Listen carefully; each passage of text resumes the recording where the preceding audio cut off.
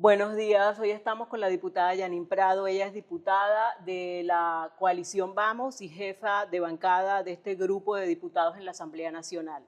Vamos a hablar de diferentes temas de lo que está ocurriendo en este momento en el legislativo, pero el tema medular, el más importante, fue una acción importante de ayer en la tarde. Exactamente, ¿qué buscan ustedes con la propuesta para la moción de censura al canciller Javier Martínez Sacha? Explíqueme un poco de eso. Mira, Eliana, con ese voto de censura, que es una facultad que por constitución tiene la Asamblea Nacional, nosotros lo que estamos buscando es esa sanción moral, que es la que hasta el momento nos permite la ley. Encontramos también ahí al mismo tiempo esa especie de vacío en la misma y estaremos presentando un anteproyecto de ley precisamente para normar ese tipo de sanciones.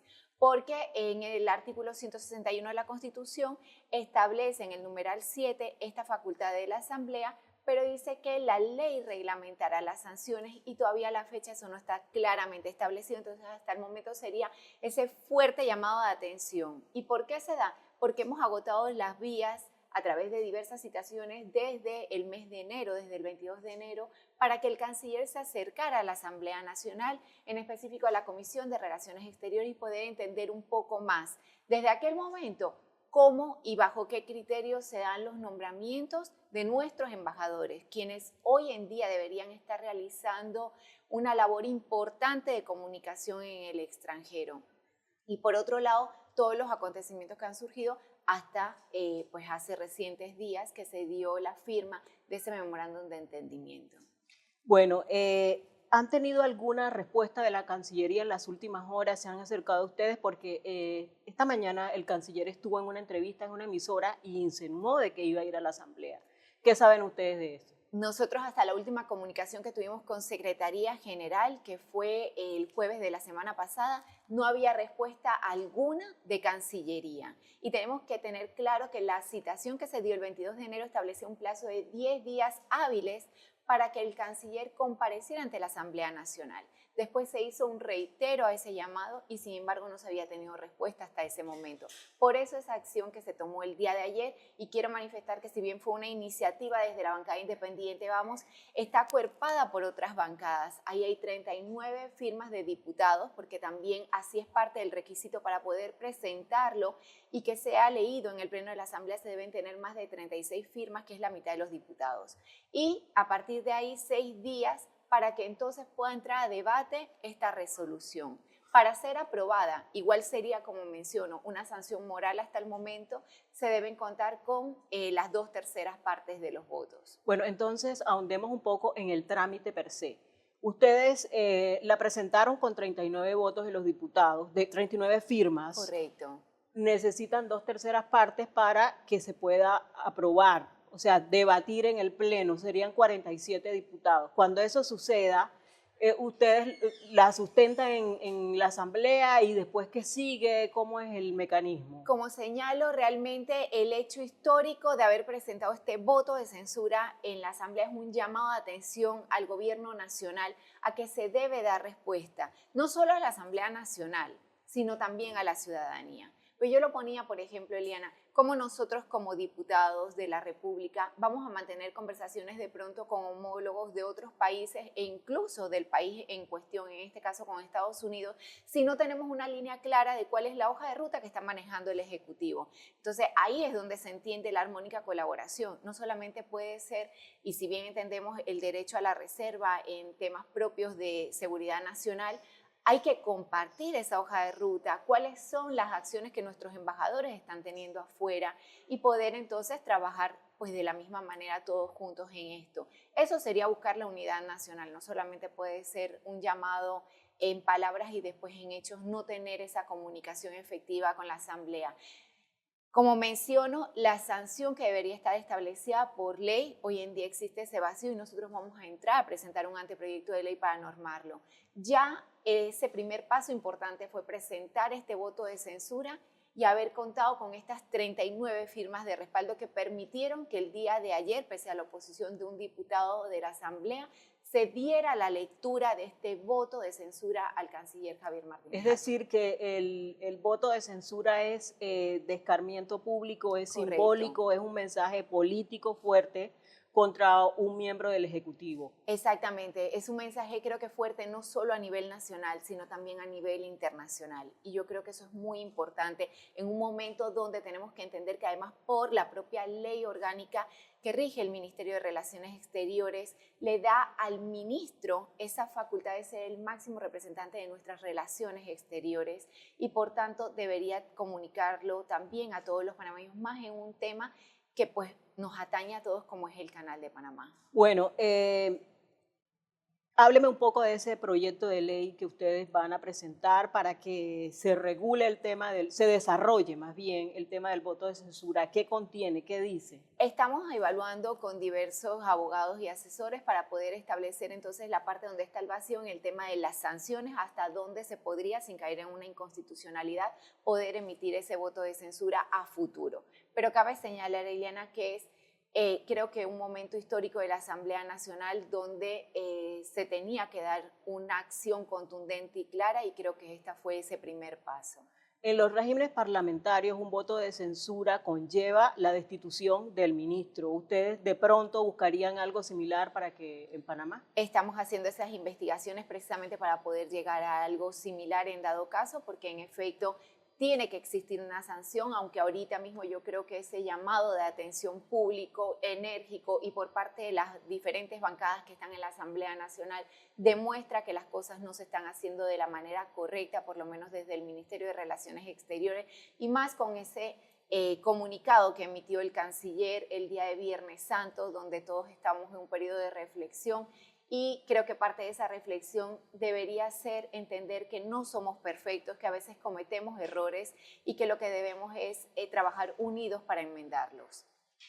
Uno de los aspectos que sustenta la resolución que ustedes presentaron ayer es que el memorándum de entendimiento entre el Ministerio de Seguridad Pública y el Departamento de Defensa de Estados Unidos debía pasar por la Asamblea. Asimismo lo establece la Constitución, que todo lo concerniente a los tratados, convenios y demás debe pasar por la Asamblea Nacional y posterior a eso, Eliana, debe pasar por un referéndum. Y eso se ha incumplido y tenemos que tener en claro que además eso ciñe, porque dicen que esto es un memorando de entendimiento, pero hay que saber que también estos memorandos de entendimiento deben cumplir y apegarse a la ley. Pero el Ejecutivo ha dicho que como se trata de un memorándum y no de un tratado, esto no necesariamente tiene que pasar por el Legislativo. Mira, el artículo 325 de la Constitución es bastante claro y deja además a luces claras señalado que ninguna enmienda, reserva o entendimiento que se refiere a dichos tratados o convenios tendrá validez si no cumple con los requisitos de que trata el inciso anterior. Yo creo que ahí no hay más que explicar.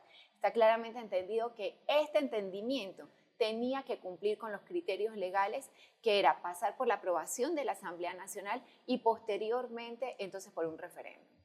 ¿Qué bancadas no apoyaron el documento? La bancada oficialista RM. RM. Todas las demás bancadas contan firmas de los diversos diputados en este documento. Hablando de otros temas, diputada, estamos en la recta final. La Asamblea está por concluir el periodo de sesiones ordinarias.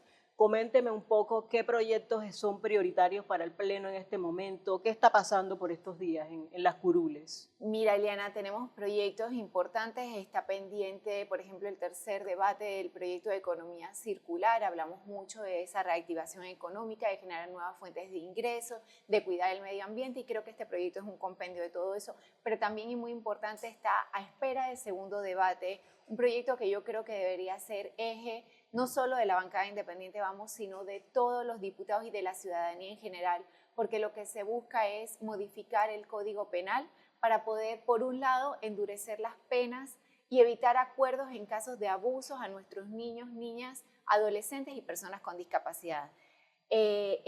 Los numerosos casos que hemos visto que se dan en nuestro país, muy específicamente en mi querida provincia, que es la provincia de Veraguas, esto es una prioridad y debería ser debatido y ojalá aprobado en tercer debate antes de que cierre este mes de abril, el 30 de abril. Con respecto al proyecto de ley que promovió el diputado Jairo Salazar para conceder amnistía a personas investigadas y condenadas por delitos de corrupción, ¿qué está pasando en el Pleno con eso? ¿Cuál es el ambiente? Sí se Mira, aprobara. sinceramente el ambiente en el Pleno es de cierto grado de incertidumbre, pudiéramos decir, porque está ese informe de minoría que sabemos que en algún momento van a querer alterar el orden del día para poder darle curso entonces al mismo. Recordemos dos cosas importantes, la alteración del día y el informe de minorías deberían contar entonces en dicho caso para poder ser aprobados con 36 votos a favor. Nosotros esperamos y apelamos a la conciencia de los diputados, pero también a la fiscalización de los ciudadanos. Entendamos que este proyecto específicamente busca dejar en libertad a todos aquellos que estén condenados o que estén siendo procesados incluso por 3 casos que son emblemáticos en la lucha contra la corrupción en nuestro país. Aquí estamos hablando de delitos comunes. No sabemos exactamente el número de personas que se verían beneficiadas de esto y por qué debe existir diferencia entre los ciudadanos cuando nuestra Constitución es clara y señala que no debe haber fueros ni privilegios para nadie. Y aquí estamos dejando a personas, incluso con casos confesos, entonces los estaríamos dejando en libertad. Los promotores de esta iniciativa han querido, como, no sé si la palabra es correcta, enredar el tema. Han dicho que se necesitan mayoría simple, pero usted dice que son 36 votos. Porque la mayoría simple sería en el caso donde se apruebe la alteración del orden del día, se apruebe el informe de minorías y se entre en ese segundo debate entonces en el proyecto. Ahí sí, por la peculiaridad de ser una ley de amnistía, se necesitaría mayoría simple. Ayer en el Pleno hubo como un desencuentro entre los diputados Camacho y Salazar por este tema. ¿Usted tiene información sobre qué ocurrió? No, realmente no. Yo había llegado al Pleno a la hora que nos citaron, 11:30 de la mañana. Sin embargo, transcurrida pues las horas y no se daba inicio al Pleno, tuve que regresar a mi oficina y en ese momento entonces parece que hubo un desencuentro, pero no tengo mayor información al respecto. Con respecto al futuro de la bancada, ustedes ya se han sentado a hablar qué va a pasar a partir del 1 de julio. Usted va a buscar la reelección como representante de la bancada, como jefa de bancada, irá a la bancada, vamos, con candidato propio a la presidencia de la Asamblea. ¿Qué me puede decir al respecto? Mira, Eliana, todavía estamos enfocados en estas sesiones ordinarias. La prioridad es terminar antes del 30 de abril, precisamente luchando por esos proyectos de ley que son importantes y no por otros que velen por intereses personales de nadie. Estamos haciendo nuestro trabajo de una manera unida como bancada, lo hemos venido demostrando desde el momento que emitimos ese comunicado contra la ley de amnistía precisamente y con acciones diversas que se han demostrado en el Pleno de la Asamblea, haciendo también ese llamado al IFARU y a otras instituciones importantes a que trabajemos por el bien del país. Creo que ese es el objetivo principal hasta el 30 de abril y a partir de ahí, entonces en los 2 meses que entra en receso la Asamblea, pues poder sí enfocarnos un poco más en el trabajo de bancada, pero no solo pienso que con el tema de la jefatura o ya hay que ver la composición de la Junta Directiva y de las propias comisiones, sino también cuáles van a ser esos proyectos de ley insignia que la bancada independiente va a estar presentando en el Pleno de la Asamblea para llevar a cabo esa parte legislativa y también enfocarnos entonces en el rol fiscalizador que ejercemos como diputados desde la Asamblea Nacional. ¿Qué balance pueden hacer ustedes sobre este prácticamente año de trabajo con respecto a los proyectos aprobados, los que están pendientes, por ejemplo, el cambio al reglamento interno de la Asamblea? Es sumamente importante ese proyecto. Yo creo que en estos 10 meses hemos presentado más de 130 anteproyectos, Eliana. Muchas personas nada más conocen de alguno puntual. Yo creo que hay un abanico considerable de proyectos que están enfocados, por supuesto, en mejorar nuestra educación. Hemos estado fiscalizando también al Ministerio de Educación en temas de salud. Tenemos mucho enfocado en temas de infraestructura de servicios básicos, con el tema del agua potable, el tema de las infraestructuras en las urbanizaciones, pero también en el cuidado del medio ambiente y, como señalaba anteriormente, pues en el tema de la protección a nuestros niños, niñas, adolescentes y personas con discapacidad y también en los casos de violencia doméstica. No quisiera dejar pasar también la reciente aprobada en tercer debate, la ley de interés preferencial que busca pues dotar de una primera vivienda a las familias con menores ingresos, pero también reactivar ese sector comercial y económico de todo el país, muy especialmente de Colón y del resto del interior, buscando pues que movamos la economía en nuestras diversas provincias y empezar a generar empleo, que sabemos que solo en el interior del país, Eliana, se han perdido en los últimos 10 meses más de 7.000 empleos directos, más todos los empleos indirectos. La planilla de la Asamblea Diputada son 4.000 funcionarios, lo que le cuesta al erario más de 7 millones de dólares mensuales. ¿Cuál es su mirada de este tema? ¿Con cuántos funcionarios cree que se puede trabajar en la Asamblea? El tema de la auditoría que está haciendo la Contraloría, el pago por cheque, hablemos de eso.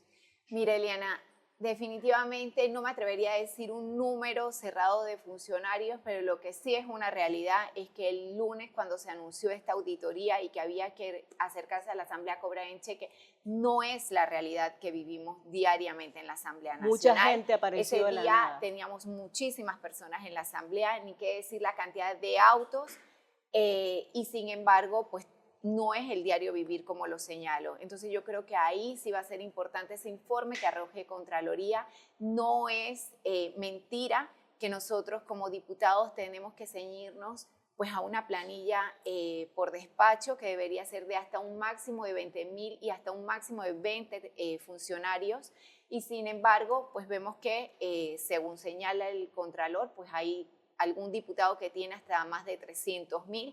Creo que eso es importante, que a futuro el Contralor pueda hablar públicamente de los resultados de la auditoría y sobre todo presentar las denuncias, porque recordemos que mucho podemos hablar, pero si no se presentan las denuncias, no será de seguimiento y que se lleve a cabo un debido proceso, entonces no vemos los resultados y aquí a todos nos queda siempre el sinsabor de la falta de certeza de castigo. ¿Cuántas personas caben en su despacho, diputada? Mira, ahorita mismo en mi despacho estamos trabajando 3 personas, más, bueno, mi persona como diputada. Pudiéramos decir que el promedio normal, 7, 8, máximo pensaría que 9, 10, ya no sabría cómo acomodarla, pero no más de ahí realmente. Porque hay Diana. diputados que tienen 20 funcionarios y ¿dónde los meten? O sea, ¿dónde trabaja esta gente? Exactamente. Después también se habla del tema de pues que si trabajan con trabajo comunitario o demás. Recordemos que hay que tener claro cuál es el rol de un diputado y dentro de eso la función legislativa y el rol fiscalizador.